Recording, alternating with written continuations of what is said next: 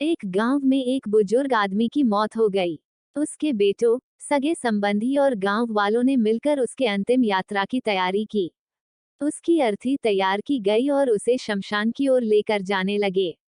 अभी वो लोग कुछ दूर ही पहुंचे थे कि वहां पर दूसरे गांव से एक आदमी आया।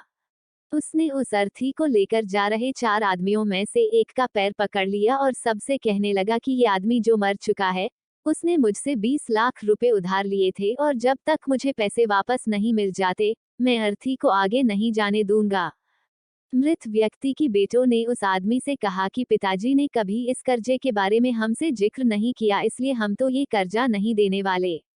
जब बेटों ने ही मना कर दिया तो उस मृत व्यक्ति के भाइयों ने भी कहा कि जब बेटे ही मना कर रहे हैं तो हम भी इस कर्जे की जिम्मेदारी नहीं लेने वाले हैं।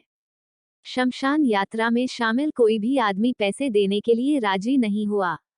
दूसरे गांव से आए उस आदमी ने अर्थी को आगे भी नहीं जाने दिया, जब तक कि इस घटना की खबर घर की महिलाओं तक न पहुंच गई। मरे हुए आदमी को एक बेटी थी। जब उस तक ये खबर पहुंची तो उसने एक पल भी ना सोचते हुए अपने सारे जेवरात और कीमती वस्तुएं लेकर वहां पर पहुंच गई और उस आदमी को वह सारी चीजें देते हुए बोली, आप इन चीजों को बेचकर पैसे ले लीजिए। अगर कुछ कम पड़ेगे तो वह भी मैं आपको धीरे धीरे लौटा दूंगी, लेकिन मेरे पिताजी की यात्रा को मत रोकिए। इस घटना को देखकर सारे गांव वाले दंग थे। तभी वह आदमी जो कर्जे की मांग कर रहा था वह बोला कि दरअसल मुझे 20 लाख रुपए लेने नहीं थे, बल्कि मैंने इस आदमी से कभी लिए थे जो मैं आज लौटाने आया था।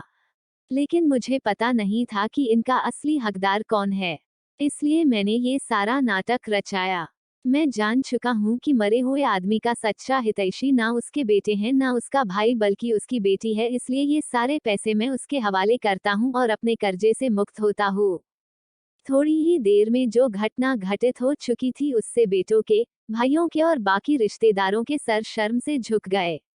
इसलिए हमेशा दुआ करना कि हर किसी को एक बेटी जरूर हो, क्योंकि बाकी सब तो माता पिता की दौलत को अपना समझते हैं, लेकिन बेटियां माँ बाप को ही अपनी दौलत समझती।